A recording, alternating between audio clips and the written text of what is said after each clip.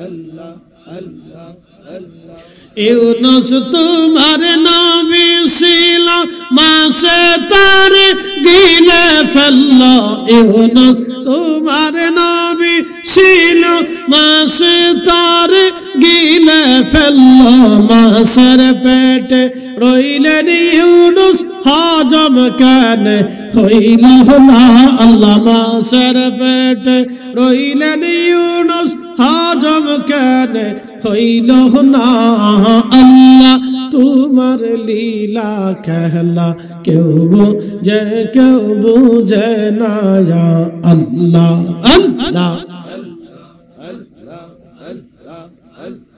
কাউকে রাখো গাছ তলাতে কাউকে রাখো বালখানায় আল্লাহ কাউকে রাখো গাছ তলাতে কাউকে রাখো বালখানায় আল্লাহ তোমার লীলা খেলা কেউ বুঝে না যাহা আল্লাহ আল্লাহ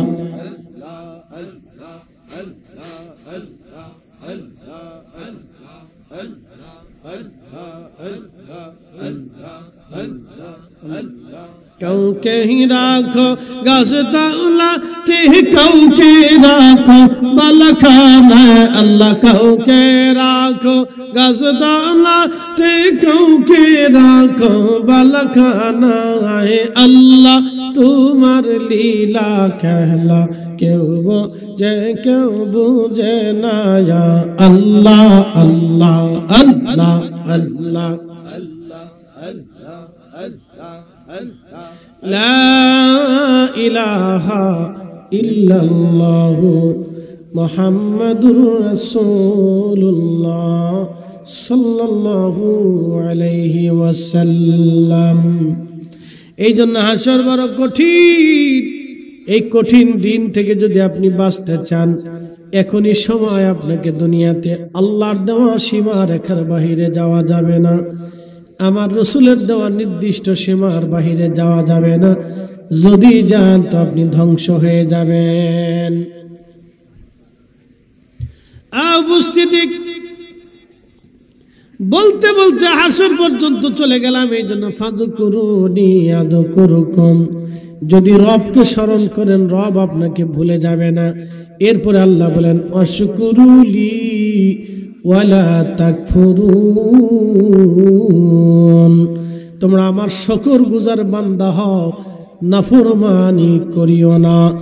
দেখবেন আপনি কুকুর দুনিয়াতে নাফরমানি করে না, কিন্তু মানুষ নাফরমানি করে। কুত্তা নাফরমানি করে না, বিড়ালে নাফরমানি করে না। মনিব তারে খাবার দিলে বিড়াল বাড়ি সারা হয় না, মরে যাবে কিন্তু মনিবের সাথে বেঈমানি করে না। কুকুর মরে যাবে কিন্তু মনিবের সাথে বেঈমানি করে না। একমাত্র মানব জাতি যারা নাফরমানি করে আল্লাহর সাথে, সূর্য দিল আল্লাহ, জমিন দিল আল্লাহ, না চাইতে বৃষ্টি দিল আমার আল্লাহ। পৃথিবীর এমন জমিন আছে যেখানে সারা বছরে এক ফোঁটা পানি নামে না, পানির আশায় তারা আকাশের দিকে তাকিয়ে থাকে, আর আমরা না চাইতে আল্লাহ বৃষ্টি দেয়, না চাইতে আল্লাহ সূর্যের আলো দিয়ে আমাদের কত সুন্দর করে দিলেন, আল্লাহ রিজিক দিলেন, স্বাস্থ্য দিলেন, খাবার দিলেন, তারপর আমরা নাফরমানি করি।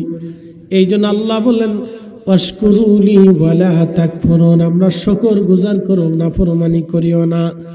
এই জন্য খোদার শুকর করতে হবে, নাফরমানি করা যাবে না। আল্লাহ বলেন লা ইন শাকারতুম লাযিদান্নাকুম, যদি বান্দা তুমি আমার শুকর আদায় করো নিয়ামত বাড়িয়ে দেব, আর যদি নাফরমানি করো অকৃতজ্ঞ হও, ইন কাফারতুম ইন্না আযাবি লাশাদীদ, আর যদি তুমি বেঈমানি করো তাহলে তোমাকে আমি অবশ্যই কঠিন শাস্তির আওতার ভিতরে নিয়ে আসব। হাজরাতে মূসা আলাইহিস সালামের উম্মত বনি ইসরাইলের ভিতরে একজন যুবক বান্দা ছিলেন। আল্লাহু আকবার, যুবক বান্দা সারা দিন সারা রাত 24 ঘন্টা আল্লাহর ইবাদতে কাটাইতো, একটা সেকেন্ডের জন্য ইবাদত কখনো কাজা করত না। ওই যুবক খানকার ভিতরে 24 ঘন্টা আল্লাহর ইবাদত করত। লোকেরা তাকে ভালোবেসে খানকার ভিতরে একটা জায়গা করে দিল সুন্দর চমৎকার, কিন্তু নির্জন। আগে বুজুর্গ যারা ছিলেন তারা নির্জনে যে ইবাদত করতেন, তো এই বনি ইসরায়েলের যুবকটা নির্জনে আল্লাহর ইবাদত করত। দেখবেন বনি ইসরায়েলের ভিতরে অনেক বড় বড় বুজুর্গদের জন্ম হয়েছে। এই বনি ইসরায়েলে আল্লাহর বান্দা নির্জনে আল্লাহর ইবাদত করত।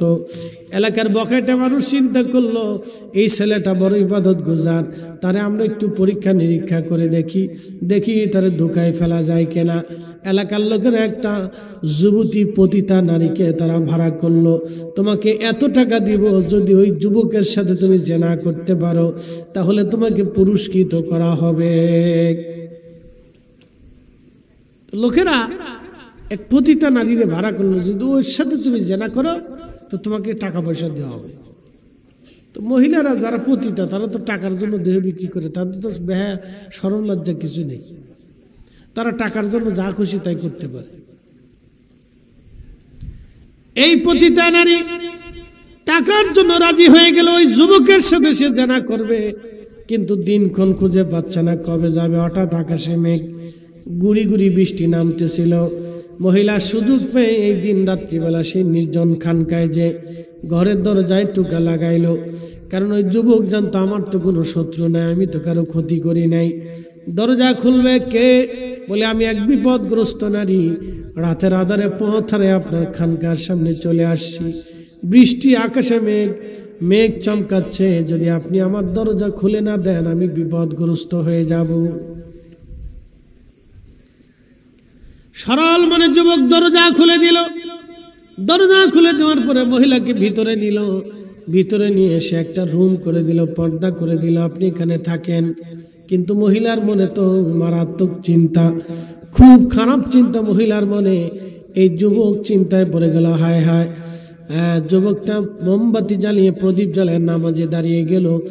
এই যুবতী মহিলা কিছু সময় পরে সে অঙ্গভঙ্গি দিয়ে সে তার সেই আসল চেহারা প্রকাশ করার জন্যে এই যুবকের সামনে সে বারবার অঙ্গভঙ্গি দিতেছিল, জেনার জন্য তাকে ডাকতেছিল। এই যুবক চিন্তায় পড়ে গেল, হায় হায় আমি নামাজে দাঁড়িয়েছি, আমার নফস আমার মন বারবার জেনার দিকে ঘুরে নিয়ে যায়। টকবগে যুবক, সুন্দরী রূপসী নারী যখন তাকে জেনার জন্য ডাকে, কোন যুবক আর নিজেকে স্থির রাখতে পারে না। কঠিন পরিস্থিতিতে যুবক চিন্তায় পড়ে গেল, হায় হায় কত কঠিন পরীক্ষা আল্লাহ আমাকে আজকে ফেলে দিয়েছে, কি জানি হয়। তো চিন্তা করতেছে আমি নামাজ পড়তেছি, এই মহিলার এই অসৎ উদ্দেশ্য নিয়ে আসছে, হায় হায় সর্বনাশ, আজকে আমার জিন্দিগির সমস্ত ইবাদত আজকে বরবাদ হয়ে যাবে, হায় হায় কি হবে আজকে।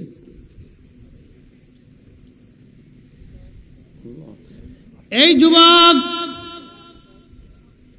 জেনা করবে না চিন্তা করে প্রথম আঙ্গুলটা সে আগুনের প্রদীপের মধ্যে ঢুকিয়ে দিল। আগুন দিয়ে তার হাত পুড়াইয়া তার জেনার লিপসা বন্ধ করার চেষ্টা করলো, কিন্তু নফস এত কঠিন, আগুনেও হার মানে না। নফস এত কঠিন, আগুনেও হার মানতে চায় না। নফস এত কঠিন, ও আগুনে হার মানতে চায় না। হ্যাঁ, খুব ভয়াবহ এটা।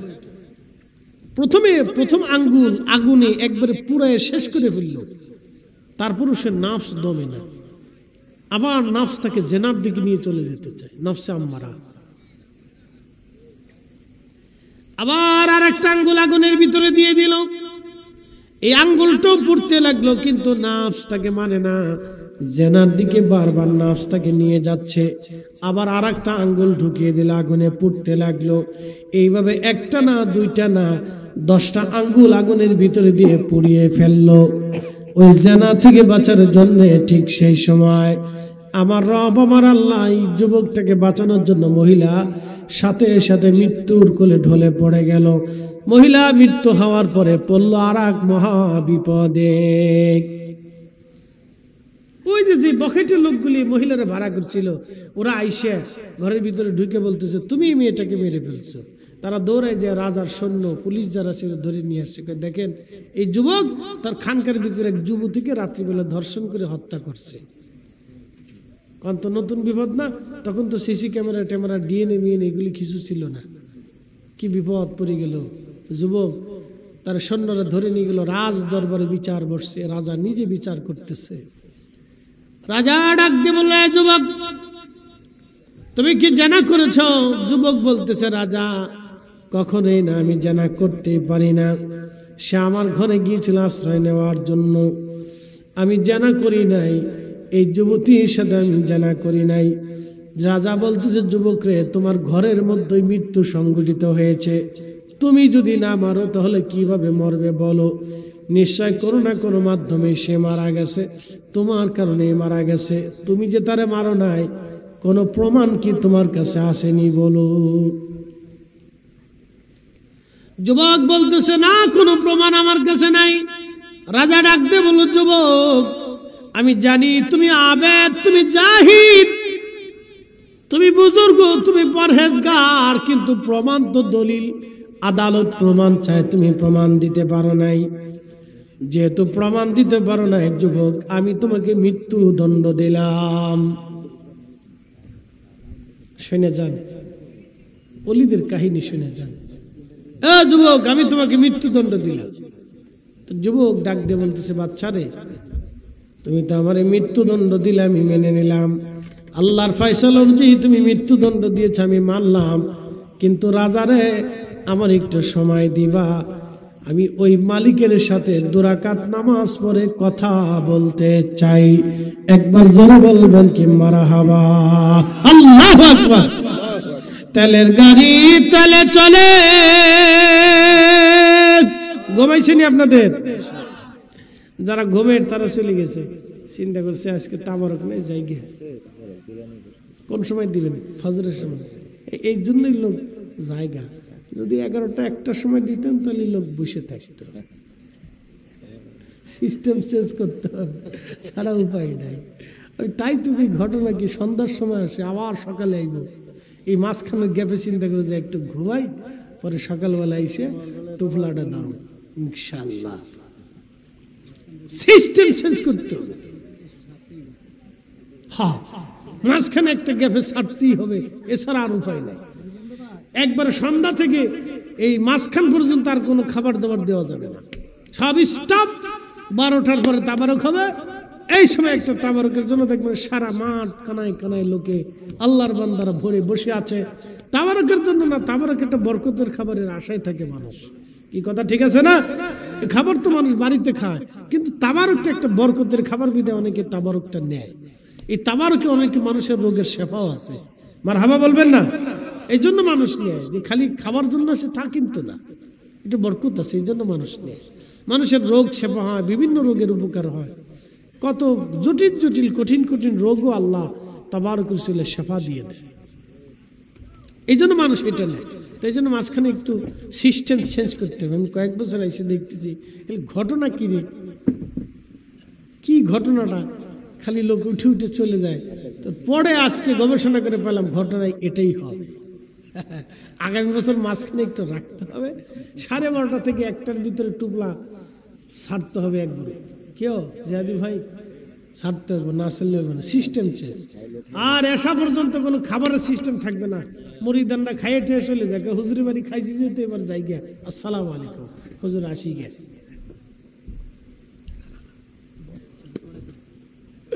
হ্যাঁ, এই সময় দেওয়া যাবে না। মাহফিল চলাকালীন যদি আপনি ভিতরে খাবার দেন, তাহলে ওই মাহফিল আপনি ধরে রাখতে পারবেন না, শেষ। যারা আছে এগুলোতে একবারে সাচ্চা কাচ্চা, একবারে 100% পিওর এবং শিওর, একবারে বিশুদ্ধ মাম পানি। কি কথা কন না? ঠিক আছে নি? নারে থাকবে, নারে রিসালাত। না একটু জোরে দেন না, বাহিরে মানুষ বুঝুক যে হুজুর একা না, কিছু আছে। নারে তাকবীর, নারে রিসালাত। হ্যাঁ, কদ্দুর আছে। পরীক্ষায় পাস। পরীক্ষায় কি? যুবক পড়ছে মহাবিপদে, বলতেছে বাচ্চা রে, তুমি তো আমাকে মৃত্যুদণ্ড দিবাই, মৃত্যু নিয়ে আমার কোনো অভিযোগ নেই, আজও মরতে হবে, কালও মরতে হবে, এটা নিয়ে কোনো অভিযোগ নেই। হুকুম আসবে, মরতে হবে, এটা নিয়ে আমার কোনো আফসোস নাই। কিন্তু আমি যে মারা যাচ্ছি, আমি তো অপরাধ করি নাই। বিনা অপরাধে আমি আজকে জেল খাটতেছি, আমি যদি এই অবস্থায় মারা যাই তাহলে দেশের মানুষ বলবে সে আবেদরা, জাহেদরা, আলেমরা নারী ধর্ষণ করে, হত্যা করে, তারা খুন করে। আমি জীবনে কোনো আবেদ আলেমের কলঙ্ক হতে চাই না। বাদশাহ একটু সুযোগ দিবা, আমি রবের সাথে কথা বলবো। জোরে বলেন আল্লাহু আকবার। হয় না? আরো জোরে বলেন। বলে আমি 2 রাকাত নামাজ পড়বো। জোরে বলেন ক রাকাত? কঠিন মুসিবতে পড়ে গেছেন, সালাতে দাঁড়িয়ে যাবেন, আল্লাহ ওয়াজ করলেন। পরের আয়াত পড়ছিলাম, সে আয়াত বলে দিয়েছে, ইয়া আইয়ুহাল্লাযীনা আমানু ইসতাঈনু বিস-সাবরি ওয়াস-সালাম। আল্লাহু আকবার। হে ঈমানদার, ও ঈমানদার, আমি আল্লাহর সাহায্য চাও, আমার কাছে তুমি সাহায্য চাও 2 পদ্ধতিতে। 1 নম্বর সবর, আর 1 নম্বর সালাত। সবর ধৈর্য, ধৈর্যের মাধ্যমে সাহায্য চাও, সালাতের মাধ্যমে সাহায্য চাই। জন্য বুজুর্গ ওলি যারা ছিলেন, কোন বিপদে পড়লে নামাজে দাঁড়ায় আল্লাহ সাহায্যে হাত বাড়িয়ে দিতেন। আল্লাহ আল্লাহ আল্লাহ, এই মুসিবতে পড়ে গেছি। এই যুবক নামাজে দাঁড়িয়ে গেল, নামাজে দাঁড়ায় 2 রাকাত নামাজ পড়ে আমার রবের দরবারে আজকে হাত বাড়ায় দিয়েছে। ইমাম আবুল ফরাজ ইবনুল জৌজি 900 বছর আগে তার কিতাবের মধ্যে লেখেন, বনি ইসরাইলের যুবক আবেদ বান্দা নামাজ পড়ে আল্লাহর দরবারে হাত বাড়িয়ে দিয়ে বলে, হে রব, তুমি ছাড়া আমার আর কেউ নাই। আজ আল্লাহ, আমি জানি আমি যে অপরাধ করি নাই সে অপরাধের শাস্তি তুমি আমাকে দেবা না আল্লাহ, কিন্তু মৃত্যু নিয়ে আমার অভিযোগ নেই রব্বুল আলামিন। তুমি আজও আমাকে নিতে পারো, কালও নিতে পারো, এখনো নিতে পারো, কিন্তু রব্বি এই অবস্থায় যদি আমি মারা যাই, মৃত্যুদণ্ড যদি আমার হয়ে যায়, মানুষ আবেদ আলেমদেরকে কলঙ্ক মনে করবে, গালি দিবে। আল্লাহ, আমি কোনো আবেদ আলেমের গালির পাত্র হতে চাই না। রব্বি, আপনি দয়া করে আমার ইজ্জত বাঁচান। ঠিক তখনই মরা মহিলা জিন্দা হয়ে গেল। আরো জোরে বলেন আল্লাহু আকবার। মরা মহিলা জিন্দা হয়ে গেল। বনি ইসরাইলের উম্মত ওলিদের মর্যাদা যদি এমন হয়, এই নবীর উম্মতের মর্যাদা সেই উম্মত থেকে 70 গুণ বেশি। কথা কন না, ঠিক কিনা? কত গুণ? জোরে বলেন, কত গুণ? ওই উম্মত থেকে এই উম্মতের মর্যাদা 70 গুণ। ওই উম্মতের নামাজির থেকে এই উম্মতের নামাজির মর্যাদা 70 গুণ। ওই উম্মতের ওলি থেকে এই উম্মতের ওলির মর্যাদা 70 গুণ। 70 গুণ, 70 গুণ। এই জন্য আমরা ওলিদের ভক্ত। কথা কন না, ঠিক কিনা? আমরা কাদের ভক্ত? ওলিদের ভক্ত। আপনি বেদাতি কোন আর সেদাতি কোন আর মাজার হুজারি ফিস বুজারি কোন, আমরা মাজারে গেলে আমরা মাজার হুজারি হয়ে যায়। আপনারা যে মন্দিরে গেলেন তখন কি হলো? এটা কোন কায়দা হইল? সারা বছর ধরে আমরা গেলিতে গেলিতে শয়তানকে দাঁড়া তোকে খেল দেখাইতেছি, লয়ে যায় আজকে মন্দিরের ভিতরে লয়ে গেছে। অন যায় বসে বসে দেখি চা খায়। হাই হাই হাই, আস্তাগফিরুল্লাহ, লা হাওলা ওয়ালা কুওয়াতা ইল্লা বিল্লাহ। আমি জীবনে ছোট গেলে একবার গেছিলাম, তখন ক্লাস 4 এ পড়ি। তখন তো বুঝি না, লেংটু বাহিনীর সদস্য। ক্লাস 4 এ পড়লে আর তখন আর অত কি বুঝে, তো লেংটু বাহিনীর সদস্য। তা আমার গ্রামের একজন কয় চল যাই। কই কয় যে পূজা হইতেছে, আমার পাশের গ্রামে মল্লিকপুর আছে, হিন্দুরা ছিল, তো পূজা চলতেছে, দুর্গা পূজা না কি পূজা কয়। তো নিয়ে গেছে, নিয়ে যাওয়ার পরে শেষে নাড়ু দিছি, নাড়ু। তা আমি তো বুঝি রে, ফিরি ফিরি পাইয়ে মাইরে দিছি, যা ফিরি ফিরি পাই মাইরে দিছি, যা। ওই জীবনে গেছিলাম, আর জীবনে কোনোদিন যাওয়া হয় না। এই বছর দেখলাম কিছু হুজুরা টুপি টুপি মাথায় দিয়ে গেছে। বাপরি বাপ, কত বড় বুজুর্গ। এই এদের লাভ হয় আমরা, তোরা সিন্নির লেগে মিলে তো যায়, সিন্নি তোরা শুনি না, তোরা সিন্নি। তারা আমি দেহ ওর বাপরে বাপ। হ্যাঁ, তারা প্রসাদ খাওয়ার লেগে মন্দিরে চলে গেছে, ভোটের লেগে না। ও আচ্ছা, নির্বাচন নিয়েছে না। ভোট কি খালি ওই জায়গা আছে, হিন্দুর বাদ নেই ভাই। বলে লাভ নেই, দুঃখের কথা এগুলি আর কি। তো যাই হোক, আমরা আর কিছু বললাম না, হিন্দুরা পূজা করবে, তাদের স্বাধীনতা আছে, কথা ঠিক আছে না ভাই? তারা দেশের নাগরিক, তারা স্বাধীন মতো ধর্ম করুক না, তাদের আমাদের কি আসা যায়? আমরা ওখানে বাধাও দিতে যাব না, ওখানে আমরা যাবো না, কথা ঠিক আছে না? তারা যেখানে পূজা করুক না, ল্যাংটোয় নাচুক গে, সেটা তাদের বিষয়, তাদের ধর্ম তারা পালন করুক। তারা কার্তিকের সামনে সেজদায় পড়বে না, গণেশের সামনে পড়বে না, শিবের সামনে পড়বে না, লক্ষ্মীর সামনে পড়বে না, সরস্বতীর সামনে পড়বে নাকি দুর্গার সামনে পড়বে না, কালীর সামনে পড়বে, পড়ুক গিয়ে, ওটা তাদের বিষয়। 33 কোটি না 36 কোটি না 72 কোটির সামনে পড়বে, তাও আমরা জানি না, তার ধর্ম অনুযায়ী সে করুক, আমাদের কিচ্ছু আসে যায় না, কথা কন না, ঠিক কিনা? আমরা যখন ঈদগাহে নামাজ পড়ি তখন হিন্দুরা কি আসে নামাজ পড়তে? হ্যাঁ, তাহলে আমি কেন তার পূজায় যাব? আমরা যখন কুরবানি দিই তখন হিন্দুরা আসেনি যে ভাই তোরা কুরবানি টুরবানি দিচ্ছস, তা আমরা তোদের লোকে থাকি, দড়ি টড়ি তোরা, আমরা রশি দড়ি তোরা জবাই দে, নাকি বলেন আসে? তা আমাদের ছেলেরা ওই হিন্দুর মন্দিরে যাওয়ার দরকারটা কি? তারা পূজা করতেছে, করুক না, কি কথা কন না কেন? আমরা কিছু ফুলা বানাইছে খালি মন্দির মন্দিরে গুড়গুড় গুড়গুড় করে ঘুরে, ওর নফস খারাপ ওদের।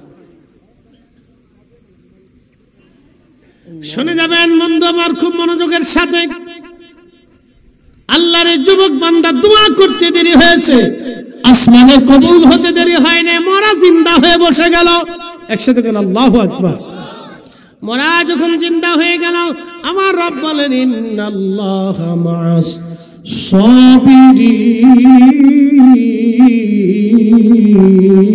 সাবিরিন, নিশ্চয় আমি সবরকারীদের সাথে আছি। জিন্দা হয়ে বসে গেল, সবাই আশ্চর্য হয়েছে, পড়ে গেছে, হাই হাই হাই হাই, মরা জিন্দা হয়ে গেছে, এটা কেমন কথা? মরা জিন্দা হয়ে বসে যায়, বলতেছ রাজা, এ বাচ্চা, তুমি তো ফয়সালা করেছো, এই পুরুষ লোকটা একেবারে আমার ব্যাপারে নির্দোষ, সে আমাকে হত্যাও করে নাই, আমার সাথে জেনাও করে নাই, আমাকে ধর্ষণও করে নাই, সরো, সে বরং আমি তাকে ফিতনায় ফেলানোর জন্য গিয়েছিলাম, আমার ফিতনা থেকে সে বাঁচার জন্য তার হাতের 10টা আঙ্গুল আগুন দিয়ে পুড়িয়ে ফেলছে। যদি বিশ্বাস না করো তো হাতের দিকে তাকায় দেখো, জোরে জোরে জোরে জোরে হাতের দিকে তাকায় দেখো, তার 10টা আঙ্গুল আগুন দিয়ে পোড়ানো আছে। রাজা দৌড়ে এসে দেখতেছি ঠিক তার হাতের ভিতরে 10টা আঙ্গুল আগুন দিয়ে পোড়ানো। রাজা এসে দেখে হাতের ভিতরে 10টা আঙ্গুল আগুন দিয়ে পোড়ানো। হায় হায়, রাজা এবার ডাক দিয়ে বলতেছ, আল্লাহর বান্দা, তুমি আমারে মাফ করে দাও, আমার ভুল হয়ে গেছে, আমি বুঝতে পারি নাই। তখন এই যুবক বলল, রাজা তোমার কোনো দোষ নাই, এটা আল্লাহর পক্ষ থেকে আমার জন্য অনেক বড় পরীক্ষা ছিল। আল্লাহ আমাকে হেফাজত করেছে, আল্লাহ আমাকে বাঁচিয়েছে, আল্লাহ আমাকে বাঁচাইছে। এই জন্য আল্লাহর কোরআনের দিকে যদি আপনি তাকান, এইভাবে যদি আপনি আমলের দিকে চলে আসেন, আল্লাহর প্রতি পরিপূর্ণ ইয়াকিন এবং বিশ্বাস নিয়ে কাজে আগান, সফলতা আল্লাহ অবশ্যই আপনাকে দিবে, মরণে, কবরে, হাসরে। মনে রাখবেন, দুনিয়ার সফলতা কোনো সফলতা না, মৃত্যুর সফলতা বড় সফলতা, কবরের সফলতা সবচেয়ে বড় সফলতা, হাসরের সফলতা সবচেয়ে বড় সফলতা। দুনিয়ার সফলতা কোনো সফলতা না। দুনিয়াতে মানুষ চিন্তা করে আমি অনেক সুন্দর একটা বাড়ি করব, তো বাড়ি করে কি করবেন, এখানে তো চিরদিন থাকা যাবে না, তো এটা কোনো সফলতা না। অনেক বড় মেধাবী হবেন, তো হলেন, মেধাবী হয়ে যাওয়ার পরে বুড়াকালে মানুষের স্মৃতি নষ্ট হয়ে যায়, বয়স হয়ে যায়, স্মৃতি কমে যায়, চোখে কম দেখে, কানে কম শোনে, কথা কম বুঝে, মনে কম থাকে, স্মৃতিতে তখন থাকে না, জিহ্বায় শক্তি থাকে না, পেটে শক্তি থাকে না, হাতে শক্তি থাকে না, জবানে শক্তি থাকে না, তখন দুনিয়াদারি ভাল লাগে না, তখনকার দূরে দুনিয়া বাঁচে থাকার সাথে মরে যাওয়া ভালো। এটাও তো কোনো সফলতা না। আপনি অনেক বড় অফিসার হইলেন, যতদিন অফিসার থাকবেন ততদিন মানুষ স্যালুট দিবে, অফিসারগিরি শেষ তখন আর কেউ জিগে না। আপনি যতদিন মন্ত্রী থাকবেন ততদিন মানুষ আপনার পিছিয়ে গুড়গুড় করে চলে যাবে, মন্ত্রী শেষ, অন্য দল ক্ষমতা আসলে আপনার ধরে নিয়ে জেলখানার ভিতরে নিয়ে বাটাম চালান দিয়ে দেবে। এটাও কোনো সফলতা না, কি কথা কর না, ঠিক আছে কিনা? এটাও কোনো সফলতা না। ব্যবসা করলেন, অনেক টাকার মালিক হলেন, আবার গরিবও হয়ে যেতে পারে। অনেক পয়সা করে মালিক হয়েছেন, টাকা পয়সা হয়ে গেছে, এরপরে আপনি টাকা পয়সা রেখে কবরে চলে গেলেন, ছেলে পেলেরা আনন্দ ভর্তি করবে, তারাই ঘোরাফেরা করবে, ভোগ বিলাস করবে, এটাও আপনার জীবনের কোনো সফলতা না। তো সফলতা কি? সফলতা হচ্ছে দুনিয়া থেকে আল্লাহকে খুশি করে যাওয়া, কবরের সফলতা, মৃত্যুর সফলতা, আখিরাতের সফলতা, হাসরের সফলতা, নাজাত পাওয়াটাই হচ্ছে বড় সফলতা। রাসূলের সন্তুষ্টি পাওয়াটাই হচ্ছে সফলতা। আল্লাহর নবীর মেহবুবের রাজামন্দি পাওয়াটাই হচ্ছে জীবনের সবচেয়ে বড় সফলতা। বাকি কোনো সফলতা নাই। কি সফলতা? সুন্দরী মহিলা একটা ফটায় ফুটে বিয়ে থা করছেন, তো কতদিন বিয়ে থা করছেন, বাচ্চা কাচ্চা হয়েছে, এরপরে বেডিও বুড়া হয়ে গেছে, আপনিও বুড়া হয়ে গেছেন, কোনো সফলতা নেই। সফলতা নেই না, কোনো সফলতা নেই। সুন্দরী মেয়ে ফাঁস ঘুরে ঘুরে গুড় করে হেরে ফটায় ফুটে বিয়ে থা করছেন, তো করছেন ভালো কথা, বিয়ে থা হয়েছে, সুন্দর সংসার টংসার করলেন, বাচ্চা কাচ্চা হইলো, তো হেউ কয়েকদিন পরে বুড়ি হয়ে গেলো, আপনিও কয়েকদিন পরে বুড়ো হয়ে গেলেন, তো কি সফলতা? কোনো সফলতা নেই। মানুষের সফলতা হচ্ছে আল্লাহর জান্নাত পাওয়া, আল্লাহর সন্তুষ্টি পাওয়া, কিয়ামতের ময়দানে নাজাত পাওয়া, কবরের জিন্দেগিতে বেহেশতে থাকা, আর মৃত্যুর সময় আসানের মৃত্যু হওয়া, আর রাসূলের সুপারিশ নিয়ে সন্তুষ্টি নিয়ে কবরে যাওয়া, এটাই হলো মানব জীবনের সফলতা। কথা বলেন ঠিক না বেঠিক? এছাড়া বাকি কোনো সফলতা নেই। হুদে বেহুদে ফেসাল না, কোনো সফলতা নেই। প্রধানমন্ত্রী হলেও সফলতা নেই। একজন ফলাই গেছে, আরেকজন বৃদ্ধ হয়ে গেছে, এরপরে কি আসবে, তার কপালে কি আছে, ঝাঁটুর বাড়ি না লাঠুর পিটিনি না দৌড়ানি না ফাঁসটানি, কেউ জানে না। কি কথা ঠিক আছে না? বাঙালিদের খাইতে যদি ঠিক মতো দিতে না পারেন, তো ওই বাঙালি লাঠি সেটা নিয়ে কয়েকদিন পরে বেরিয়ে যাবেন যে বেরো, তুই আমার খাইতে দিতে আসিস না, তা প্রধানমন্ত্রী ওই কে? কথা ঠিক আছে না? তার মানে এটাও কোনো সফলতা না। প্রধান সেনাপতি হয়েছেন বাংলাদেশের, অসুবিধা নেই, ওয়াকারুজ্জামান, যতদিন সেনাপতি আছে ততদিন সৈনিকরা স্যালুট দিবেন, ছাড়। পদবি শেষ, চাকরি চলে যাওয়ার পরে কোনো সৈনিকের স্যালুট দিয়ে কোনো ছাড়, তখন আর কোনো ভ্যালু নেই। তো এটাও কোনো সফলতা নেই। ওসিডিসি এসপি হয়েছেন, চাকরি শেষ, কোনো সফলতা নেই, শেষ, জিজ্ঞাসা করবেন। জজ ব্যারিস্টার প্রধান বিচারপতি হয়েছেন, তাও কোনো সফলতা নেই, চাকরি শেষ, বিচারপতি শেষ, কোনো সফলতা নেই। এই জন্য আল্লাহর সন্তুষ্টি হচ্ছে সবচেয়ে বড় সফলতা। দুনিয়াতে আল্লাহকে খুশি করে যাওয়া সবচেয়ে বড় সফলতা। 5 ওয়াক্ত নামাজি হওয়া, এটা সফলতা। রোজাদার হওয়া, এটা সফলতা। ভালো মানুষ হওয়া, ভালো মানুষ হওয়া, যে মানুষের দ্বারা অন্য মানুষের ক্ষতি হবে না, অন্য মানুষের কষ্ট হবে না, অন্য মানুষের উপকার হবে, অপকার হবে না, এরকম করাটাই হচ্ছে মানব জীবনের সফলতা, নতুবা কোনো সফলতা নেই। ও নারী সমাজ, নারী সমাজ, স্টার জলসা দেখে অনেক সফলতা শিখছেন, কেমনে কারে ফিন মারা যায়, কেমনে কার ক্ষতি করা যায়, শাশুড়ির লোকে কেমনে ঝগড়া করা যায়, ননদরে কেমনে ঘর থেকে বের করা যায়, আর ছোট ভাইয়ের বউরে কিভাবে এই জুদা করা যায়, এই যে শিখছেন, এটা কোনো সফলতা না। বোন আমার, ওই সুন্দর চেহারা কয়দিন পরে ভুন্দর হয়ে যাবে, বাচ্চা কাচ্চা কয়টা হওয়ার পরে আপনি বুড়ি হয়ে যাবেন, এটা কোনো সফলতা না। কথা খারাপ কিছু ভাই? মহিলারা খুব বেজার হবে, সেইতো না এখন যে হুজুরে ও আজ তখন ভালোই করলে এখন আমরা জায়গা মতো হিট করে দিচ্ছে। এই জন্য বোন আমার, এগুলি কোনো সফলতা না। সফলতা আল্লাহকে খুশি করা, ভালো মানুষ হয়ে কবরে যাওয়া। আল্লাযী খালাকাল মাউতা ওয়াল হায়াতা লিয়াবলুয়াকুম আইয়ুকুম আহসানু আমালা।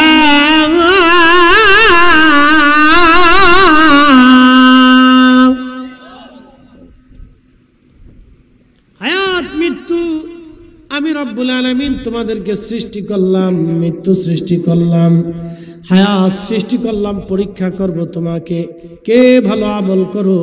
অতএব যে ভালো আমল করবে এটাই তার জীবনের সফলতা। ভালো আমল ছাড়া কবরে চলে যাবেন, কোনো সফলতা নাই। আহলে সুন্নাতুল জামাতের আকীদা নিয়ে কবরে যাবেন, সফলতা আছে। যদি আহলে সুন্নাতুল জামাতের আকীদা না নিয়ে কবরে চলে যান, আল্লাহর কসম করে জীবনের কোনো সফলতা নাই। কি কথা কন না কেন? জীবনের কোনো সফলতা নাই, 4 পয়সায় জীবনের কোনো দাম নাই, 4 পয়সাও দাম নাই। এই জন্য আকীদা আহলে সুন্নাতুল জামাত নিয়ে যাওয়াটাও এটা জীবনের অনেক বড় সফলতা। এই জন্য সফল যদি হতে চান তো আল্লাহ রসুলের সুন্নতের জিন্দেগি নিয়ে আসেন, সফলতা যদি পেতে চান সতুরার হুজুর কেবলা যেই লাইনে চলছে সেই লাইনে চলে আসেন। সফলতা যদি নিতে চান আউলিয়া ইকরাম যে রাস্তাতে ওলি হয়েছে সে রাস্তায় চলে আসেন। সফলতা যদি নিতে চান ওলি হতে না পারলেও ওলিদের সঙ্গী হয়ে যান। আল্লাহ ওলিদের সঙ্গী হিসেবে আমরা কবুল করুক, জোরে বলেন আমিন। আমি ওলি হতে পারি নাই, কিন্তু কি হয়েছি, ওলির সঙ্গী হয়ে গেছি, ওলির মুহিব্বিন হয়ে গেছি। কিয়ামতের ময়দানে আল্লাহর বান্দা গুনাহে জর্জরিত হয়ে গেছে, ক্ষমার কোনো সিস্টেম নাই, নেকের অভাব হয়ে গেছে। আল্লাহর ফেরেশতারা ডাক দিবে, রব্বুল আলামিন তার তো নেকের অভাব হয়ে গেছে, তোমার বান্দার ব্যাপারে কি ফয়সালা করব? আল্লাহর বড় দয়া লাগবে বান্দার দিকে তাকাইয়া, আল্লাহ চায় বান্দারে মাফ করে দিতে।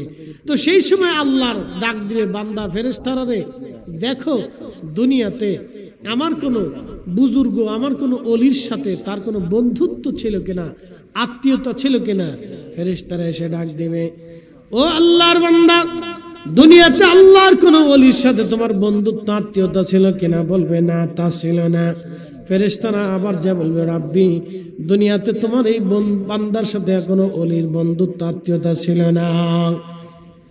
আল্লাহ ডাক দিবে, আবার যাও জিজ্ঞেস করো আমার এই বান্দা দুনিয়াতে আমার কোনো অলিকে দাওয়াত করেছিল কিনা, তার সোহবতে গিয়েছিল কিনা, তার মুহিব্বিন হয়েছিল কিনা। ফেরেশতারা ডাক দিবে, ও বান্দা দুনিয়াতে আল্লাহর কোনো অলির সাথে তোমার মুহাব্বত ছিল কিনা, সুসম্পর্ক ছিল কিনা, কোনো মহাব্বত ছিল কিনা, তার সাথে কোনো বন্ধুত্ব ছিল কিনা, তাকে একবেলা কখনো দাওয়াত করে কখনো খাওয়াইছো কিনা, তার সাথে উঠা বসা ছিল কিনা। আল্লাহর বান্দা বলবে না, তাও তো ছিল না। আমার রবের দরবারে ফেরেশতারা যা বলবে, আল্লাহ তোমার কোনো অলির সাথে বন্ধুত্ব ছিল না, সম্পর্ক ছিল না, সোহবতে বসেও নাই। আল্লাহ ডাক দিবে, আমার বান্দাকে তো মাফ করব। জিজ্ঞেস করো আমার কোনো অলির চেহারার দিকে তাকায়া কখনো আত্মতুষ্টি এবং মুস্কি হাসিও কখনো দিয়েছিল কিনা দেখো। ফেরেশতারা যা বলবে, হে আল্লাহর বান্দা, আল্লাহর কোন ওলির দিকে তাকায় মুস্কি হাসছিল কিনা, বলো অন্তরে তুষ্টি এসেছিল কিনা, বলে দাও। তখন বলবে, হ্যাঁ আল্লাহর কোন এক ওলিকে দেখে আমি মহব্বত করে হেসেছিলাম এবং আত্মতুষ্টি হয়েছিল। আমার রব বলবে, যাও আমি আমার বান্দাকে এই উসিলায় মাফ করে দিলাম। আল্লাহু আকবার। এজন্য বসে আছেন পাশ, বসে আছেন কি পাশ, যারা চলে গেছে ফেল করছে, তো বসে আছেন পাশ। আল্লাহ আমাদেরকে পাশ করার তৌফিক দিক, সকলে বলেন আমিন। লম্বা কথা বাড়াবো না, আলোচনার ইতির দিকে চলে যাচ্ছি। রব্বে করিম আল্লাহর ওলিদের সোহবতে আমাদেরকে এই তাসবির দানা যেভাবে দেখবেন সুতার সাথে একটার সাথে একটা, একটার সাথে একটা লেগে থাকে না, যে সুতা, প্রত্যেক অলিদের দরবার কিন্তু একেবারে সুতা যে লাগতে লাগতে লাগতে লাগতে আল্লাহ রসুল পর্যন্ত চলে গেছে। মারহাবা বলবেন না? কোন পর্যন্ত গেছে? আল্লাহর রসুল পর্যন্ত সিলসিলা চলে গেছে। কাদেরিয়া, চিশতিয়া, নকশবন্দিয়া, মুজাদ্দিদিয়া, সব মূল গাছের গোড়া কিন্তু মদিনাতুল মুনাওয়ারা, মদিনার থেকে শাখা প্রশাখা তাম দুনিয়াতে ছড়িয়ে গেছে। এই জন্য কোন ওলির দরবার যে কোন সিলসিলার মাধ্যম দিয়ে আল্লাহ রসুল পর্যন্ত চলে গেছে, আল্লাহর মেহবুব পর্যন্ত চলে গেছে। এই জন্য সিলসিলা ভুক্ত হওয়াটাও এটা অনেক বড় নেকির কাজ। আমি আপনাদেরকে ছোট্ট একটা পরিসংখ্যান দিই। বলেন তো 100 বছর পরে আমাদের জন্য দোয়া করার কেউ কি থাকবে? কেউ থাকবে না, কিন্তু 100 বছর পরে সিলসিলা থাকবে। 100 বছর পরে কি থাকবে? সিলসিলা থাকবে। তা আমরা এই যে এখন দোয়া করার সময় দেখবেন, আমি প্রত্যেক মাহফিলে যখন দোয়া করি তখন দোয়ার সময় বলি, আল্লাহ কাদেরিয়া, চিশতিয়া, নকশবন্দিয়া, মুজাদ্দিদিয়া, যত ওলিরা তাদের মুহিব্বিনরা কবরে চলে গেছে, আল্লাহ তাদের কবরে এই মাহফিলের সওয়াব পৌঁছাও। আমি প্রত্যেক ওয়াজে দোয়ার শেষে দোয়ার সময় আমি এইভাবে বলি, আল্লাহ যারা কাদেরিয়া, চিশতিয়া, নকশবন্দিয়া, মুজাদ্দিদিয়া, তোমার যত অলিরা ঘুমিয়ে গেছেন, তাদের মুহিব্বিনরা যারা চলে গেছেন, তাদেরকে যারা ভালোবাসছিল, তাদের সিলসিলাভুক্ত, আল্লাহ সবার কবরে তুমি নেকি পাঠাও। তার মানে আমার মতো আরো যত সুন্নি আলেম আছে তারাও কিন্তু এইভাবে দোয়া করে। কথা কন না, ঠিক কিনা? সুন্নি আলেম ছাড়া বাকিরা কিভাবে করে আমি জানি না, তারা অনেকে করে।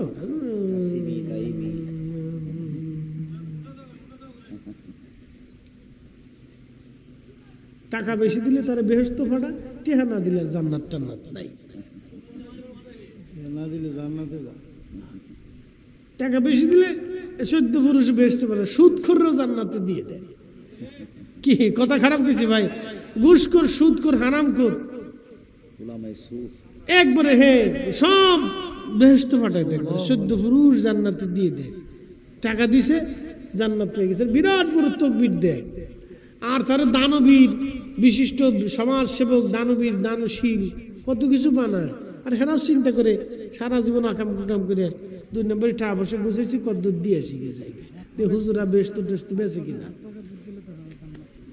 আবার এখন সামনে নির্বাচন আসতেছে, কেউ বেহেশত বেচবে, কেউ জান্নাত বেচবে, কেউ এটা বেচবে, সেটি বেচবে, কেউ জাহান্নাম চলবে। সাবধান, এখানে ভোট দিলে কিন্তু জাহান্নামে চলে যাবে। তো ভোটাভুটি এটা আপনাদের যারা খুশি তারা দেন, সেটা খুশি। তো ভালো লাগলে দেখে ভোট দিতে হইব। কথা ঠিক আছে কিনা? ভালো লোক দেখে দিবেন, সাচ্চা লোক দেখে দিবেন, আমানতদার লোক দেখে দিয়ে, তো এগুলি দেখে দিবেন। যা হোক আল্লাহ, আমি ভোট টোট চাবো না, আমার আর ভোট টোট দিয়ে না, আমি নির্বাচনে দাঁড়াবো না। চিন্তা করছি যে এই দেশে নির্বাচনে দাঁড়াইয়া কদিন পর মাইন কিছু ভাই দিয়ে কেমন ফিটে বোধ দরকার নাই, যেমন আছে এমনি ভালো। এদেশের রাজনীতি ভালো মানুষের জন্য চলে না। তো যাই হোক, আল্লাহ সমস্ত ফেতনা থেকে আমাদেরকে বাঁচাক, আমাদের দেশটাকে আল্লাহ হেফাজত করুক। সকলে বলে না আমিন। একটা সম্ভাবনার দেশ, খুব সুন্দর একটা দেশ। আহা, এদেশের আবহাওয়া কত চমৎকার, কত সুন্দর আবহাওয়া, 6টা ঋতুর দেশ, কি চমৎকার আবহাওয়া। এদেশের মাটি এত শক্তিশালী, জায়গার এক কোনাতে একটা বিচি ফেলে দিলে গাছ হয়ে যায়। ঠিক আছে না? পৃথিবীর কোথাও এত সুন্দর জমিন আপনি পাবেন না। এটা বিচি ফেলে দিলেন, গাছ হয়ে গেল। মাটির ভিতরে বিচিটা পড়লো, গাছ হয়ে গেল। নদীর পারে কত জায়গা, কত সুন্দর সুন্দর, কত সুন্দর দৃশ্য। মানুষ বেশি, অনেক মানুষের দেশ এটা, বেশি মানুষ। বাপরে বাপ, কত মানুষ, 18 কোটি মানুষ। চিন্তা করা যায়, যেদিকে যাবেন শুধু মানুষ আর মানুষ, মানুষ আর মানুষ, মানুষ আর মানুষ। মাঝে মধ্যে তাকিয়ে দেখবেন মানুষ আছে, কিন্তু অরিজিনাল মানুষ পাওয়া যায় না। মানুষের সংখ্যা খুব কম, অনেক মানুষ, কিন্তু মানুষের সংখ্যা খুব কম। এই জন্য অলিদের সহবতে আসলে প্রকৃত মানুষ হওয়া যায়। গীবত, তহমত, শিকায়েত, আকাম কুকাম, আদাম্মা বাদাম্মা, হালাল হারাম বেশি বেশি অলিদের দরবারে চলে। অলিদের দরবারে যারা আসে দেখবেন তার অধিকাংশ মানুষ ভালো হয়ে যায়। কথা কন নাকি, ঠিক কিনা? কি হয়ে যায়? ভালো হয়ে যায়। চিন্তা করে, না আমার এই কাজ করা যাবে না, আমি একজন পীর ধরা মানুষ, বায়াত নেওয়া মানুষ, আমি কি করে অন্যায় করতে পারি? কথা ঠিক আছে না? আমি খাজা বাবা আজমেরের ভক্ত, আমি কি করে অন্যায় করবো? এটা হতেই পারে। এই জন্য পীর ধরা মানুষগুলি দেখবেন সহজ সরল হয়ে যায়। এদেরকে ওরা কয় বুকা, মাজার পূজারি, পীর পূজারি। ঠিক আছে না? এরা নরম দিলের মানুষ হয়। বেশিরভাগ অলি আল্লাহ ভক্ত মানুষগুলি নরম দিলের হয়, তাদের দিল নরম থাকে, তারা আদবি হয়। এইটা দেখে ওরা কয় সব এই সব পূজারি, ভক্ত ভক্ত। আরে বেটা, পৃথিবীতে যদি আদব না থাকতো তো পৃথিবী ধ্বংস হয়ে যেত। তো প্রিয় ভাই আমার, আল্লাহ এগুলি আমাদেরকে পালন করার তৌফিক দিক। সকলে বলেন আমিন। আউলিয়া কেরামের সাথে সহবতে মহাব্বতে থাকার দরকার আছে না নাই? আমি আপনাদেরকে বুঝাইলাম এই সময় পর্যন্ত। আল্লাহ আমাদেরকে এই বিষয়ের উপর আমল করার তৌফিক দিক। আমরা বেশি বেশি যেন আউলিয়া কেরামের পথে মতে এবং আল্লাহর দেওয়া কোরআন ও রাসূলের জিন্দেগির উপরে আমাদের জীবনকে আমরা পরিচালিত করতে পারি। আল্লাহ তৌফিক নসিব করুন। সকলে বলেন আমিন। বিদায় নিচ্ছি। নারে তাকবীর।